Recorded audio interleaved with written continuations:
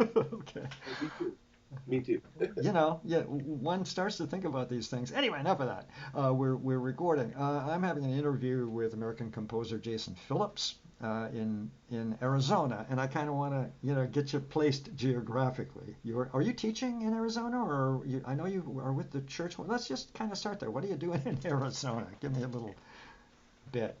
I'm a full-time church musician for a Catholic parish. I'm an organist, choir director, music director is my official position, and I'm just finishing up my doctorate in composition at Arizona State University. And this is why we're this is why we're having this session, because that's really extraordinary, because I think what I saw here was something about maybe December of this year you're going to. Yeah, I am all but dissertation, which feels really nice, Yeah.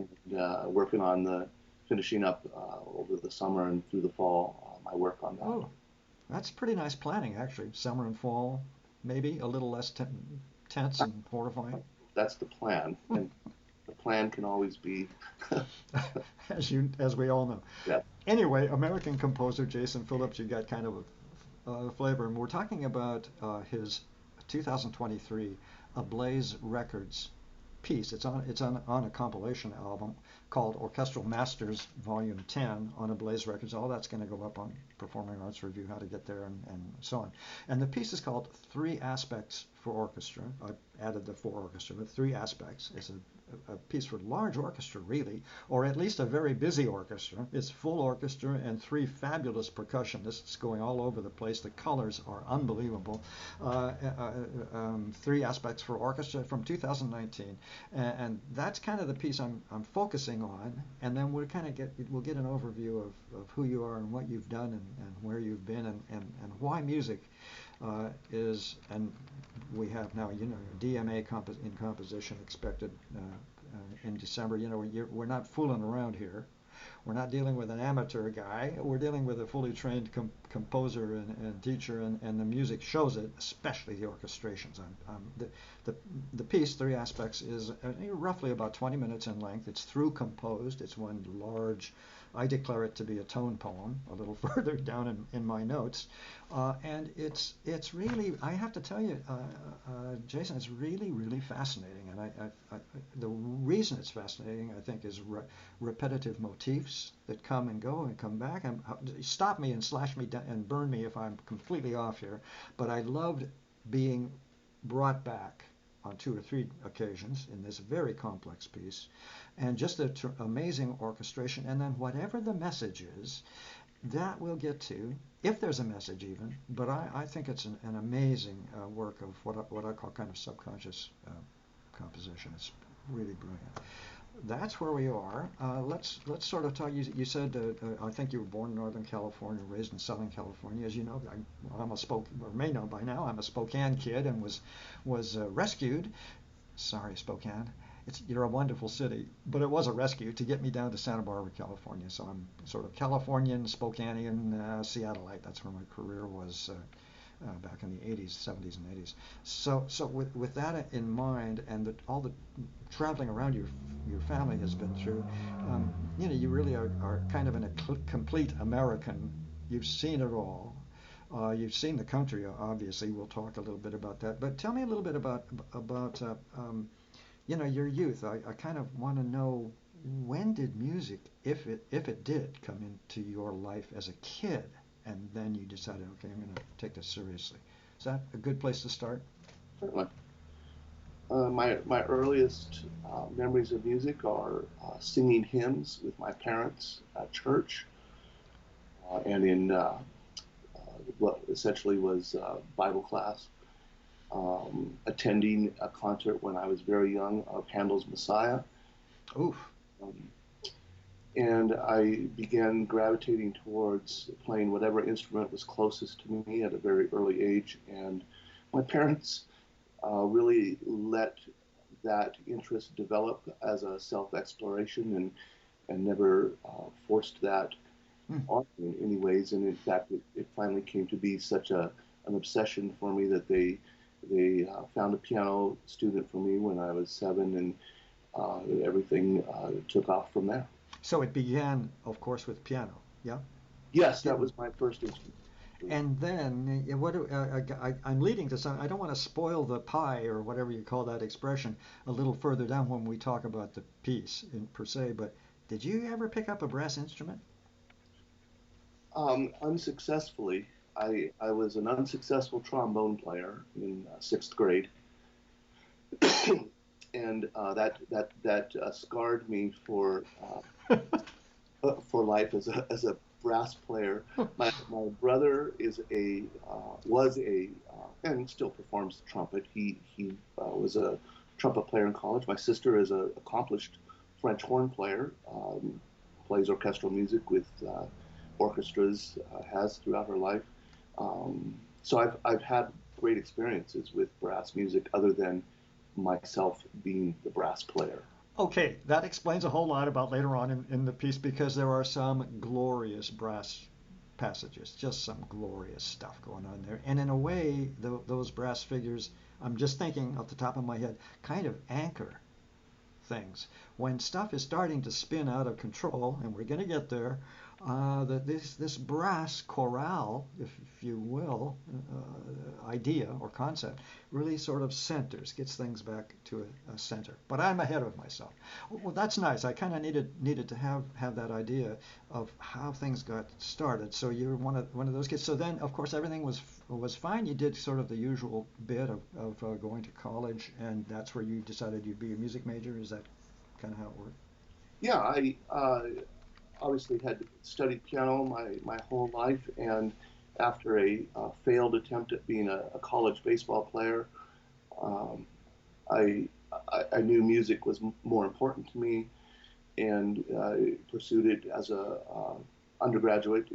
Um, my ambition at the time was to become a performing pianist, but I think that even from my earliest piano lessons, um, I had started composing, and they were not ambitious compositions by any means. But my parents had also introduced me to, you may know these compilations, the Time Life series of records that would have the masterworks of composers from Bach to Beethoven, Tchaikovsky, Mozart, and I just grew up listening to those, and those pardon me, those pieces were just echoing in my life, and I wanted to be a composer more than a performing pianist. So even though I pursued the piano, my heart was always in composition, and I started studying privately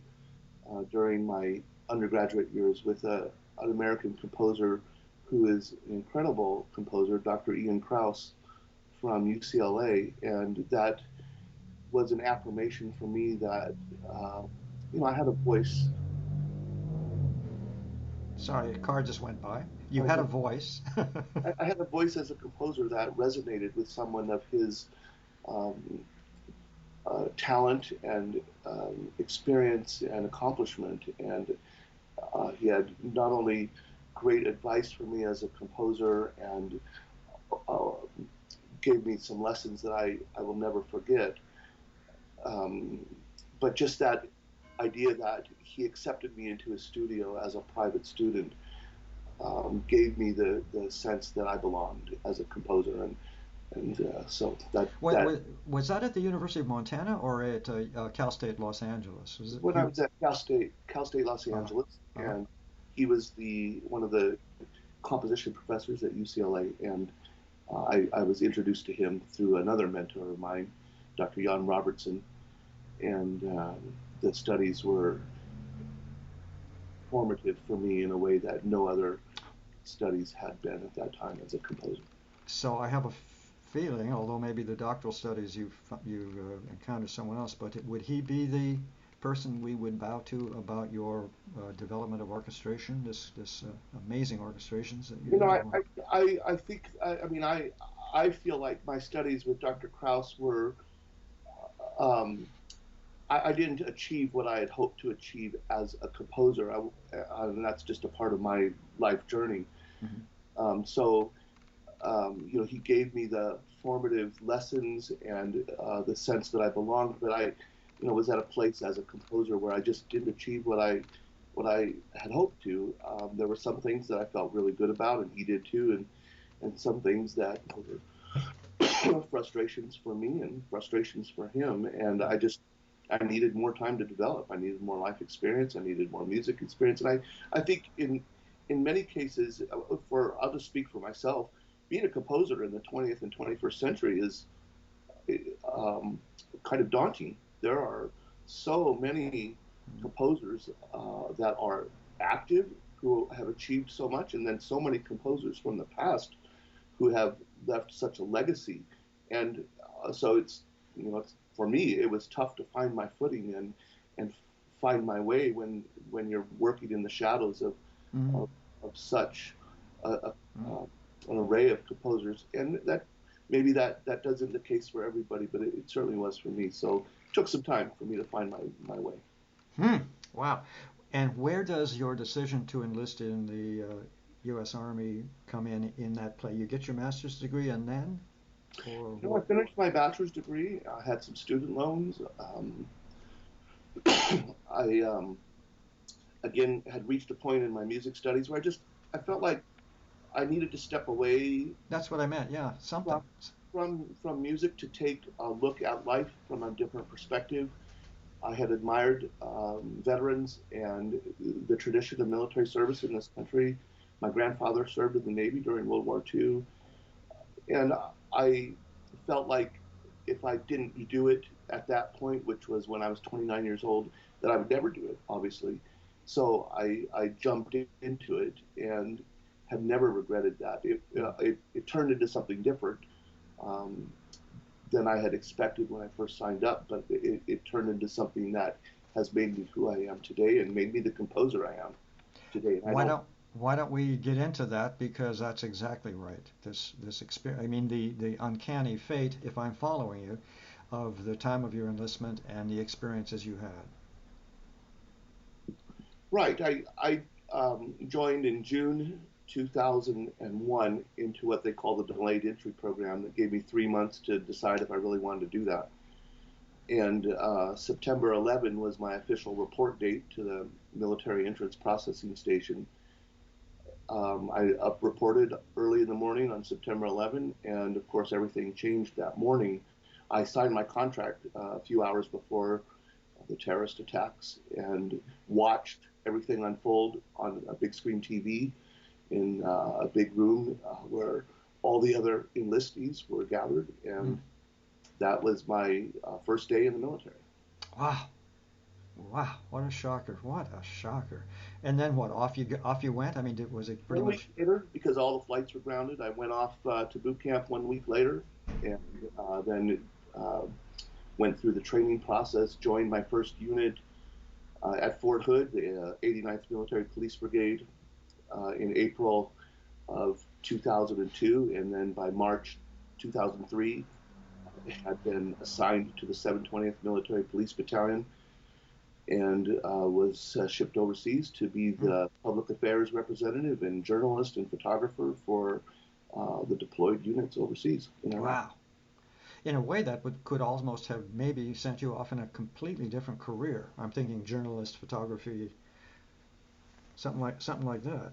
Well, that's always been an interest and still is, but it never could have replaced music for me, and I never thought of it that way. I thought of it as an opportunity to mature as a person and to experience some life that I knew I was not getting uh, practicing scales and repertoire in Mm-hmm. the practice room or sitting over a score and working on a composition as fulfilling and rewarding as that was and as fulfilling as my work as a music teacher and pianist was. I just felt like I was not fully formed and it was showing in my performances and in my compositions. And so I could have done a number of things, I suppose, but the military resonated with me, and I just did it with not a lot of uh, angst or anxiety. I made the decision and went to the recruiter station and told them I was going to be the easiest recruit they ever had, Hmm. and um, and so didn't ever consider that to be a career choice, but I did consider it to be an important part of what would become my life experience. And I even remember talking to Dr. Robertson uh, after I'd come back from a leave after boot camp, that I felt like, I would be a different performer and a different composer and a different musician after my military, and he agreed, and it has turned out that way, obviously. Mhm. What about your disability that you picked up there? Yeah, the disability is related to um, what I refer to and what I think the military refers to as combat post-traumatic stress disorder, related to combat experiences in Iraq, as well as, and you can hear the cough, I have burn pit exposure related symptoms that have been problematic since I returned. So those two issues are among the issues that I have been rated for disability and continue to receive treatment for. Okay, now I have had, again, my task was to review the specific piece in question, but I, of course, wanted to figure out who you were. So I listened to Like the Deer, your soprano, alto, tenor, bass piece, the Mass for the Parishes, things that are on your website that I'll point people to. The Six Songs of Emily Dickinson. That's where I really thought, yeah, okay, yes, yes, this is a real composer here. And of course that first movement, that first complex, massive movement of the string quartet. It's a big, huge piece of work there for four string players. And so that gave me this idea. So my question actually is then what might have been the what where after Iraq? What I'm trying to say is intellectually and in your mind and how you were trying to create experience in music or whatever. I don't mean of that event specifically, but did you have that moment where it's like, yeah, I have seen the world. I do know, you know what I mean? Something I, compositionally. I hear what you're saying. I'm gonna answer that question from my perspective now, because the way I have approached composition, I'm going to refer to Daphne Oram before you do. Please, yeah, do please Uh, do. Daphne Oram, as a composer, wrote something that struck me. She talked about, as a woman composer, how she also lived in sound houses, and she was referring to that, from my interpretation, to the fact that she was a woman who was not accepted into the world of male composers at the time. She also had been essentially kicked out of the electronic music field, where, their studios where they worked, because the men who started doing that after World War II did not want women doing that. And so her response to that was, as a woman, we also live in sound houses. But I also thought, as I read that her compositions to me seemed, not her best. Her best compositions almost seemed like they were structural. And maybe I had never thought of music this way, but even the pieces that I love the most always felt and sounded to me like physical structures that I could visualize as an architectural. And as I thought about uh, what am I doing with this music here, and really became a necessity, because post military, post Iraq, the PTSD symptoms became extreme, and um, ultimately led to what I will refer to as a breakdown. And I had to rebuild my mental and emotional self. And as I was sort of reaching around to find out what I could do that with, music became that. It was the most natural thing to turn to.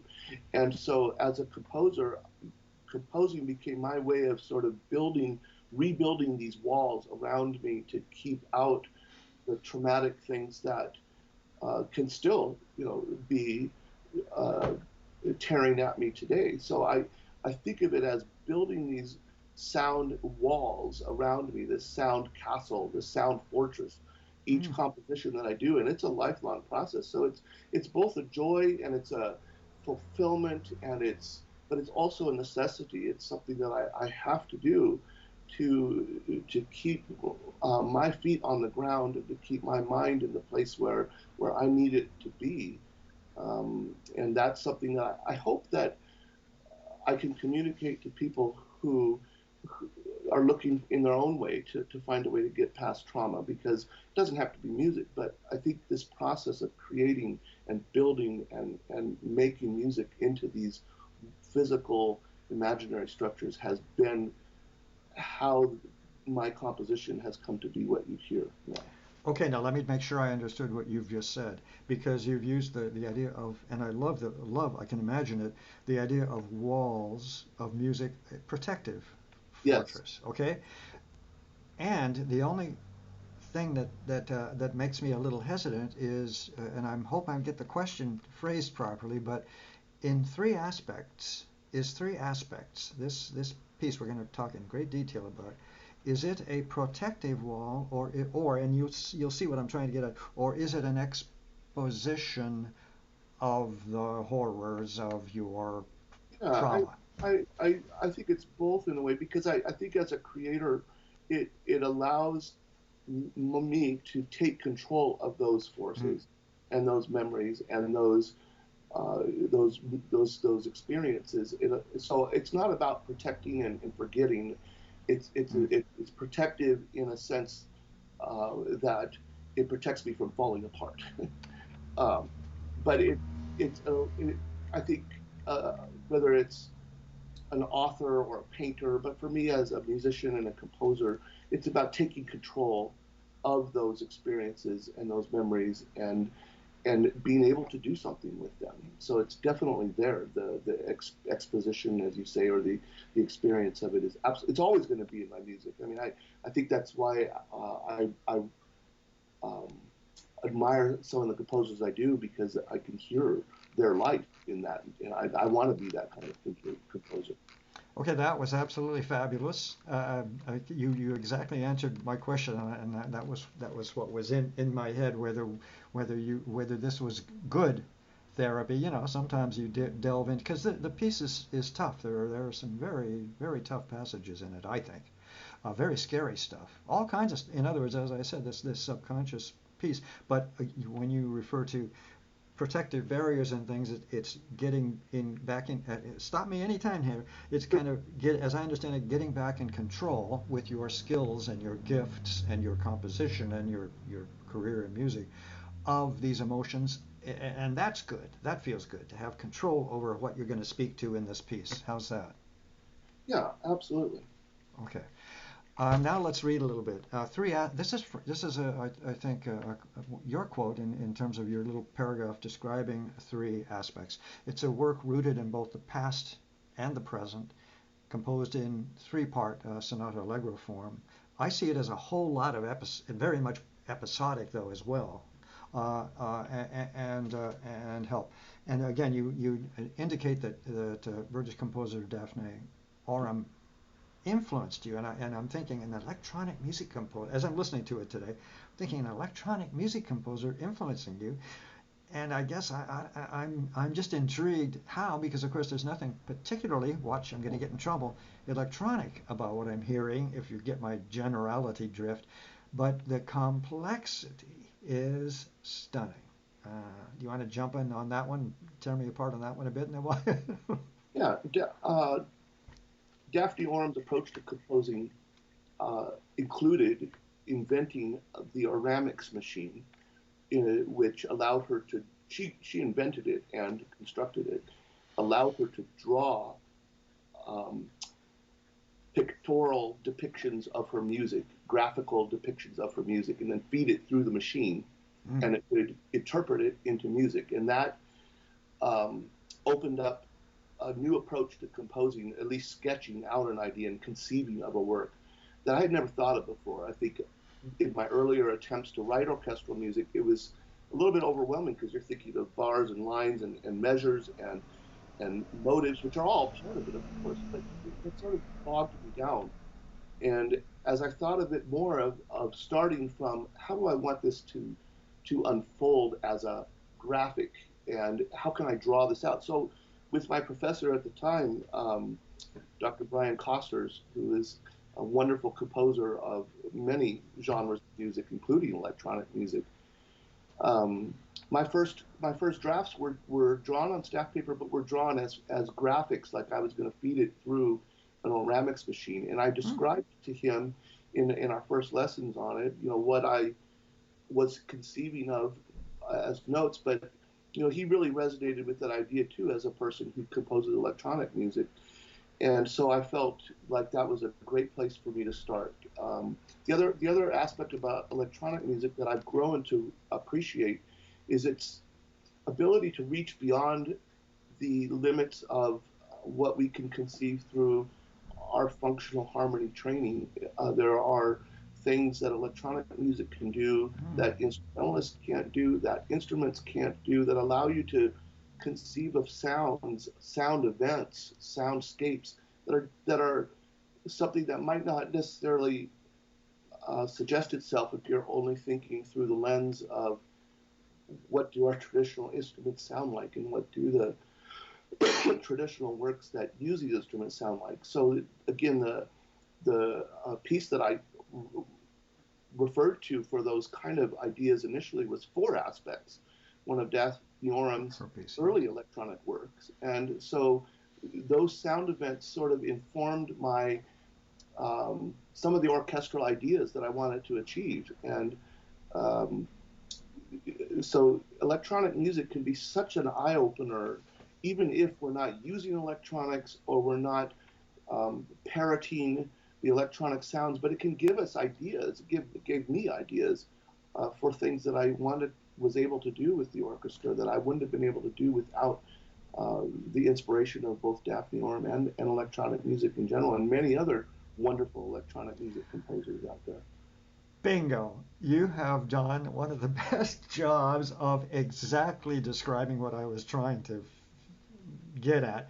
And what we haven't even begun talking about the piece yet. Wait till we get there. But the point is, what I heard from time to time were I'm going to use, for lack of another word, were colors and juxtapositions, very close juxtapositions of sounds that created their own something or other in little moments here and there. And I guess that's maybe why I was trying to put this together about how electronic music couldn't, because it isn't, and yet is influenced by, I think, maybe in the way you have been able to micromanage, if you will, the complexities that I hear from time to time. And then, as you may have mentioned, I hope I got it right, some of these constructs of sound constructs, chordal, for lack of another word, constructs that are just not quite what we've all heard before. I mean, it's just but something altogether different and special in terms of color and imagery and all the rest. Wow. Okay, I think we're doing all right. I'm receiving clarity. We've talked about influences. I think it's time. Let me see if I'm overlooking anything before we've talked about Daphne. So I think I'm ready to go into three aspects. I call it for large orchestra. Am I out of line? Oh no, it's for a large orchestra. Okay, good. Okay, good. Because it's just a huge mat. And besides, how dare you assign a part to contrabassoon? Although you give somebody work every now and again, and the color is exactly right in exactly the right moment. So okay, three aspects. We've mentioned a little bit, but I've read a tiny bit of how you describe it. But let me just skip kind of to the end. Three aspects is part of my journey as a combat veteran from darkness to music, and as both a response to and a protest against the violence of war I experienced and the violence of the present that continues to make this journey so difficult, because of course we are witnessing an enormous conflict in Ukraine and the horror of it, the uselessness of war, period. Um, okay, now I'm ready. Three aspects. It's in a three-section form, right? Am I Yes. hearing you explain it that way? And you heard me mention a little bit earlier, I keep hearing it in as several episodes, even though some of them repeat. And I was trying, come back. You have these motifs going on, and I was just trying to put, A B A B A C A. And I figure let's just leave it sonata form. That covers the territory reasonably well. Here's what I've mentioned to people. What I do is I listen. And by the way, it's very, very important. We all know this in the profession, but for everybody who's curious about new music or new sounds or new repertoire, it's crucial to listen to the piece more than once. It sounds like it's oxymoronic, but it is, and here's why. This morning, first thing, I after you reminded me that I had an interview with you today, somewhere you disappeared into the ether. Um, I had my first listening.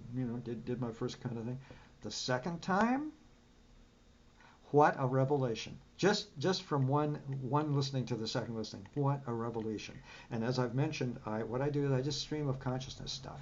As I'm listening, I just hit the typewriter. Typewriter. See how old I am.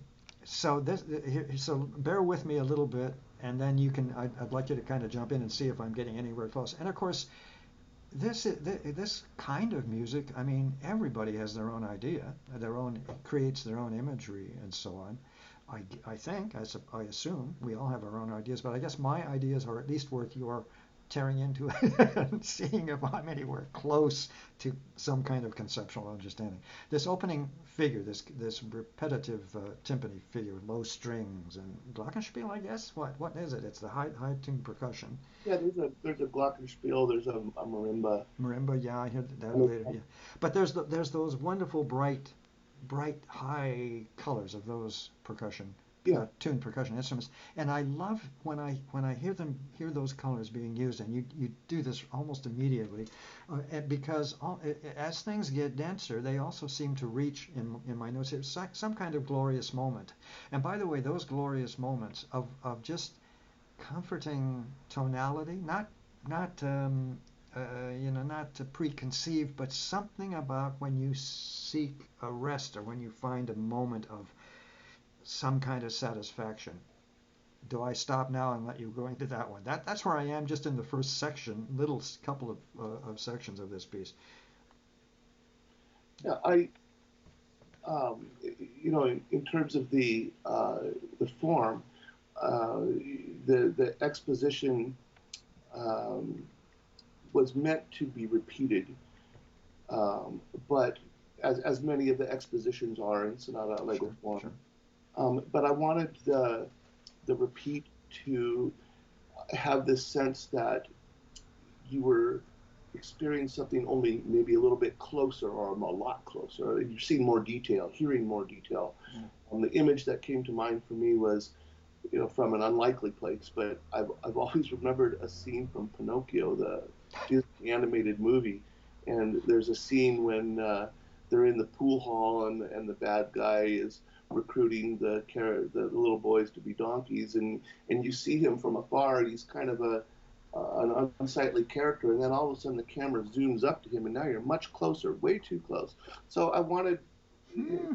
not in a grotesque way, but I wanted this movement to have the exposition be repeated, but on the second hearing, you hear more details. There's more color in it. There's Yeah, some yeah, yeah. extra material there, and the timpani to me was this.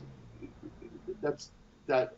Those four notes are the seed from which everything Yeah. throughout the piece grows.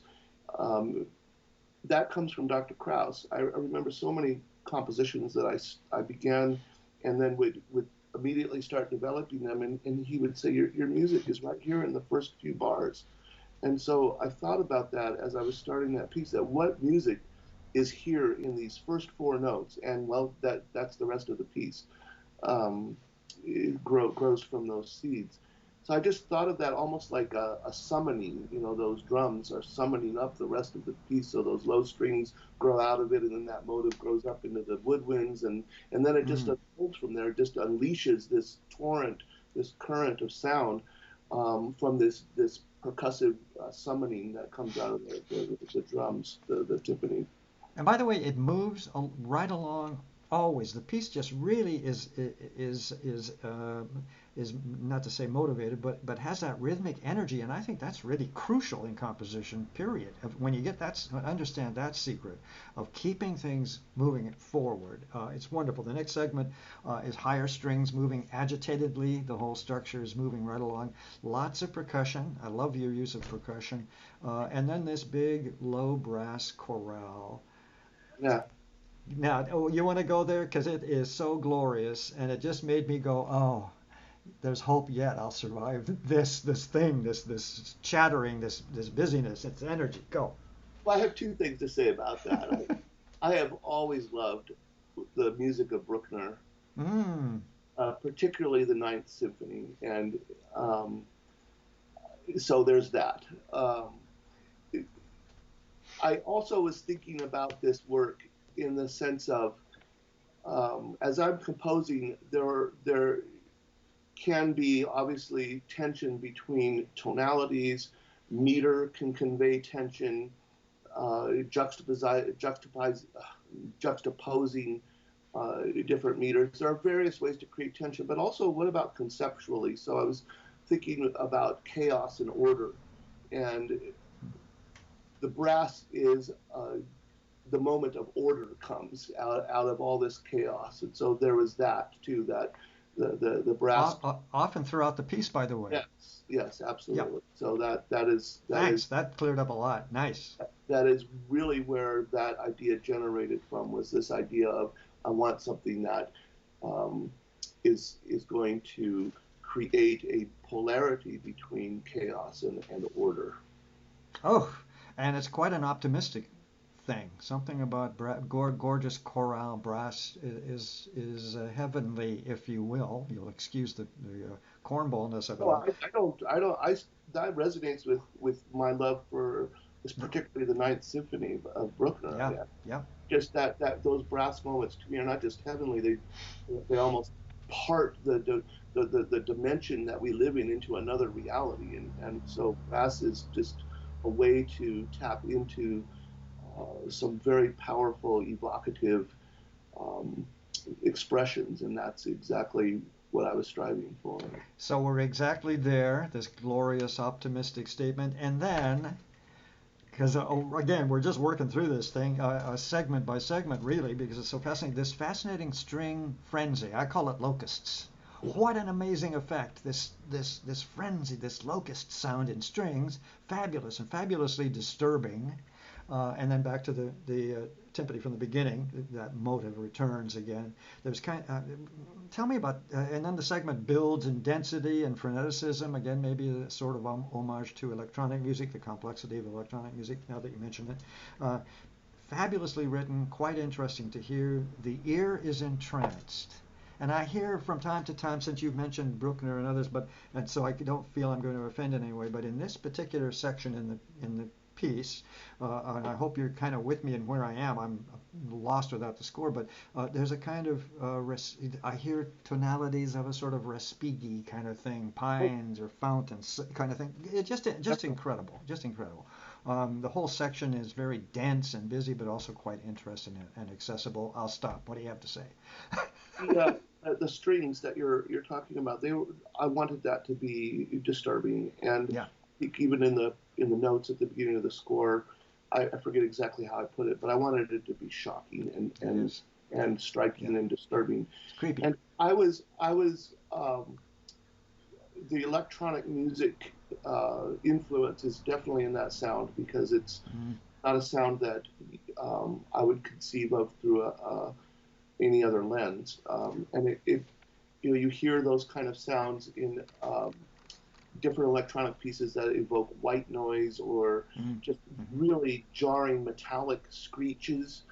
Um, so there was that, but then also the visual for me, um, it was almost like zombies or demons. You got it. The demons of what um, I described earlier. If I don't have this ability to control, to construct something out of these demons, then they take, that could tear one down. And so that's supposed to evoke that. I mean, Mm, that really is my experience, that these voices, these uh, forces are always there, and that's why it's sort of an mm. feature in the early part of this piece, is that's an experience. Again, chaos, order, and then also that can be veer towards the dangerous and the terrifying. Oh, good. Okay. Well, of course, it's perfectly obvious, but it's nice to hear the composer really discuss this. And again, we're really I'm torn between narrative. I mean, using even the word narrative, but it surely is a I narrative. think also the idea of that, as I'm trying to, uh, I like your description. I want there to be a narrative, and I don't need it to be my narrative. I don't need this to be an Yeah. interpretation of my experience. Yeah. I mean, every composer is going to draw from their experience. But everybody has this where they're trying to build something, and there's some force in the world that's trying to tear them down. And that's what that has been for me. The forces of my experiences in the military, the forces of the trauma afterward. Um, so that's what that, as I'm building this piece, you'll hear things that are happening that are trying to build. And here's this obsessive sound keeps coming back trying to tear it down.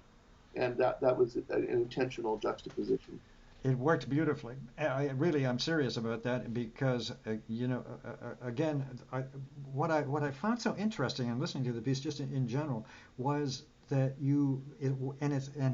what makes it so interesting to an audience, I think, in performance. It's a tough piece. It's a contemporary piece, but there are so many I'm using the word deliberately, saving graces. And what I mean by that is chaos, locusts, I'm afraid, fear, and then the brass come in and say, calm down, relax, everything's going to be okay. Because right after all that locust stuff, forgive me for using such a word, but that's the feeling I had, just creepy crawlies all over me. And it was so effectively like lightning bolts used, the way you use it, just in little punches. Another big brass chorale. Repetition comes in with winds and imitation, and it descends into a kind of tonal rest, which is so important in trauma, right? Something, because the trauma of the locusts, you got to have some kind of rest, or you're going to go crazy out of your mind.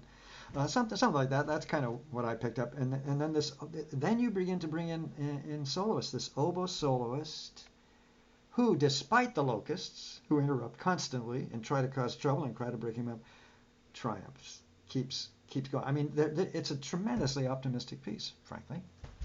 Well, I'm glad you found it that way. Thank you. I mean, does it make any sense to you, or are you saying, what a sucker? He has no idea what he's talking about.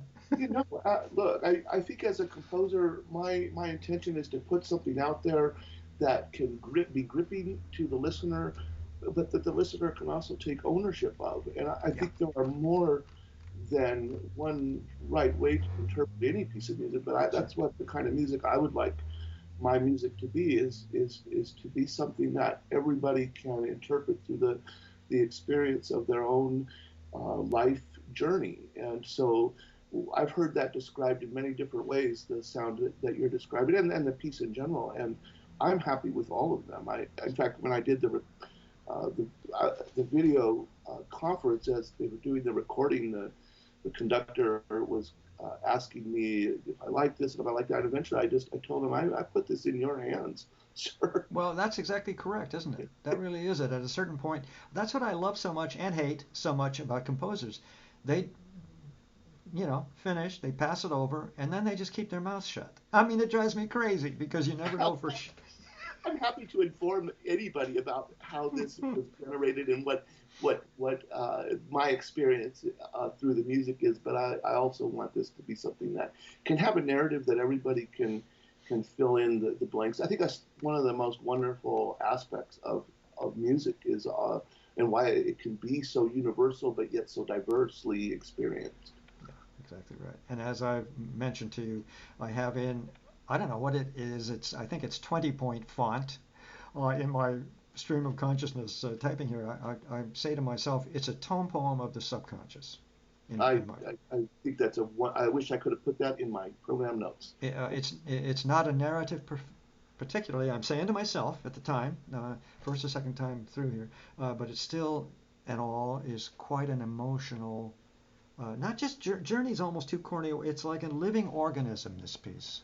It's an emotional, subconscious organism, and it lives and breathes and has its and comforts and disturbs, and in the end, finally, as it tapers down into a kind of calm. Some might say resignation, but I didn't hear it in my consciousness that way.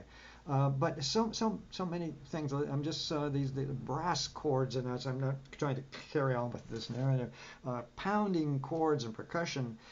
Talk about jackboots. I mean, in a way, I think I'm kind of hearing such persistence in that that insistent rhythm that I keep thinking, is this maybe part of the trauma of maybe an anti-war statement or something? Go, jump in, save Yeah. me.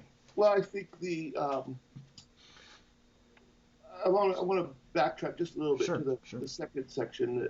Yeah. I thought of that as the development, in the sense that I took this motive, gave it to the oboe, developed it into this canon that eventually grows, and then of course Ah. there's this uh, subversive element that's trying to tear it apart, the strings that keep just interrupting and Uh-huh. disrupting. And it grows into this massive sort of canon of chorales, the brass and the strings Mm-hmm. and Mm-hmm. winds, each doing a chorale on that canon statement. And then it all gets torn apart. And this little counter melody throughout that becomes almost this mournful lament following this big outburst of orchestral force. And then it goes into what I thought of as both a recapitulation and a coda. And that third section was originally meant to be very short, but Now, as I since let me just interrupt for a moment. Since it's through the piece is through composed, can you give me a little bit of an idea about where the third section begins in terms of what's going on, if possible? yeah, sure, it's where uh, as I said, the chorale comes to this big jarring conclusion. It almost gets stuck in a sense. There's these big jarring chords. The percussion is going crazy, and then the strings start doing this almost aleatoric, but I gave them pitches. Hmm. Um, Lament material. I just allowed Uh-huh. them to play through the pitch material at their own pace. I gave them some directions to play slow or fast, but to play specific pitch material. And then the horns play what used to be a counter melody in that canon, all four horns playing it together, and they gradually taper off till it goes away. And then you get the recapitulation starts when you get back to a pedal point. The pizzicato in the violas are just bouncing back and forth on an F, and then you start hearing these little wind snippets that are again recalled from the beginning of the movement, and then they kind of that's basically what the first building block that gets repeated over and over again, and then there's the percussion material and the rapid fire wind passages, and it goes back and forth between those statements. That's the recapitulation. Is that a fight? Yeah, well, it's the idea. It is. But in a sense, I didn't want there to be a clear which one is the good, and because at first I thought of it that way, but then I wanted it to kind of be both of them become something a little bit dangerous. There's a little bit of danger in both chaos and order, and Well, I uh, didn't want to be flip about it, but no, but because it you is a fight in a sense, because you're right. It just well, and you keeps. kind of want to. The reason is that in my stream of consciousness stuff, and since it's okay to to say things like this. I heard Alexander Nevsky. I heard the battle on the ice there in one little section.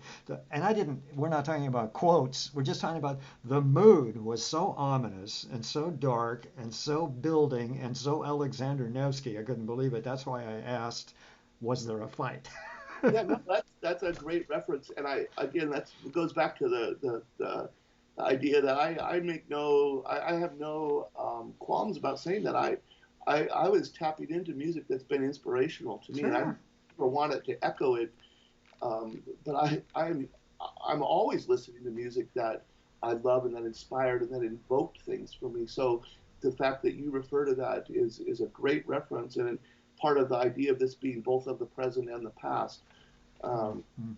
and yeah, absolutely, there is a fight going on. And this ticking clock. I keep thinking of some of these repetitive rhythmic figures. In quotes. Is this some kind of somehow I keep hearing a time bomb or something that that threatens to go off and then is mollified by soothing brass and Certainly, yeah. There's an ominousness. I've always liked music that the one that just jumps to mind as we're talking about is the Leningrad Symphony, the Shostakovich. How that movement just Yeah, builds and builds with yeah, this yeah, ostinato of percussion, and then it just grows and grows and grows. And yeah. Okay, okay, good.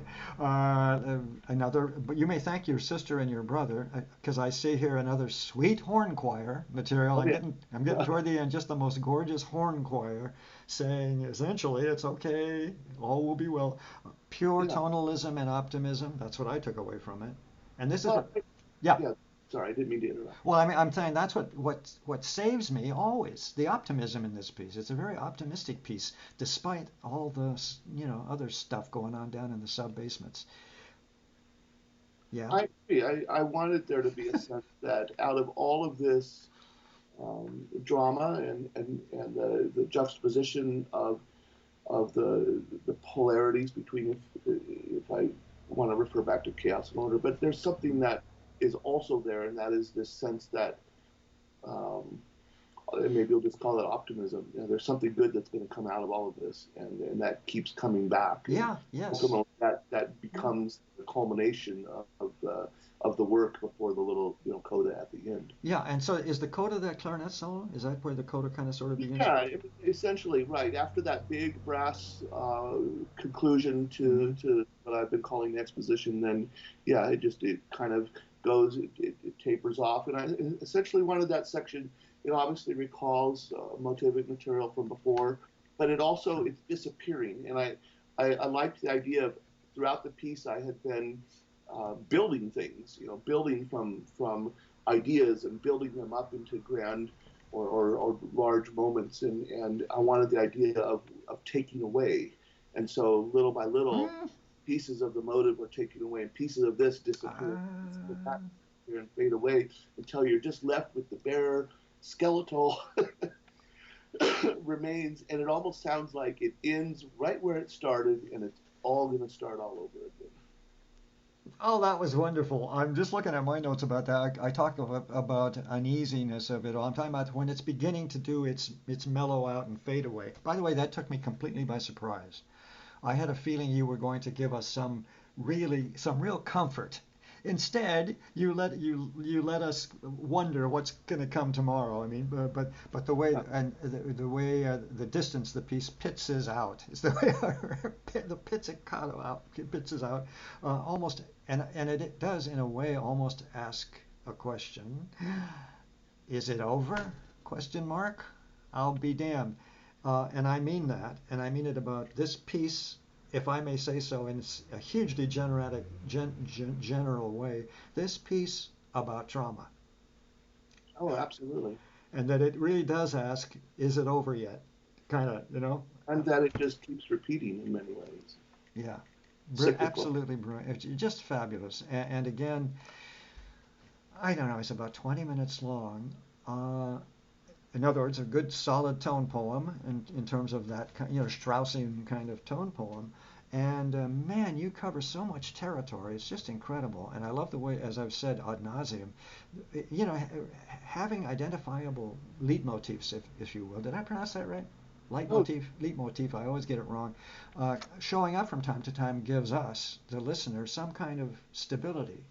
You know what I mean? And some kind of comfort as we have a look after it's all over with about how it went. Go. that's an intentional part of my approach to composing. And I hope that my music, as I develop here in my later years as a composer, that's always going to be a part of my music. Now I had a chance to listen to some of your electronic pieces. I think there were two on your website. I can't remember. Maybe two. Yeah, and a third mentioned Ptolemy's Tower or something. Oh yeah, That has me very very curious because that's a very interesting name, Ptolemy, and the Greek pharaohs and so on and so forth of Egypt and all that. I'm just fascinated by the Ptolemies, but yeah, I had no idea we had a rock formation that's called Ptolemy's Peak or something like that. Listen, Jason Phillips, what a wonderful talk we've had. I think anyway. And this is just about one piece. I think I was trying to say something about your let me finish my thought about your electronic piece. It's wonderful. And it's a whole new, fabulous world electronic music. I'm thinking of the first piece. I forget the name now, but it's all so not nature. The valleys of the something something. It's wonderful, wonderful. So anyway, so it's been a great opportunity to talk with you, and amazing how this piece has made such good conversation. Uh, American composer Jason Phillips, your three aspects for orchestra from 2019. Talk about, you seem to always be right on the brink of something. It's 2001. No sooner do you enlist than the world falls apart. And then 2019, right on the brink Yes, of absolutely. COVID. Oh, Uh, that piece was set to be recorded in June 2020, ah, and I was going to travel to Scotland, and that, of course, was delayed until 2023. sure. Yeah, and again, just briefly about trauma, I don't think the planet, I'm speaking of humans, because they're also silly and stupid, have any clue how much longer the trauma is going to last from COVID. I think COVID was one of the largest events certainly in my lifetime, and in the world's history of the past 100 years, and it will have repercussions for years ahead. For example, filling offices again, getting people to go back to the office. I mean, everything has changed. So anyway, this is from the 2023 Ablaze Records album, Orchestral Masters Volume 10. I'm going to put all this stuff up in the interview and links. You mentioned something about a video. I'll do a hunt, but if there is anything you want to send me to that I can put up, let's do it in terms of interviews or anything like that. Anyway, great pleasure. Happy days in the heat of Arizona. We're sitting here, and it might as well be January in Santa Barbara, California. Horrible. Anyway, talk about trauma. For Californians, it's a trauma, as you know, as you remember. Great pleasure. Many, many thanks. My pleasure, and it's been a real privilege to have you reach out to me, and I thank you for that. Wonderful. I was curious. See ya.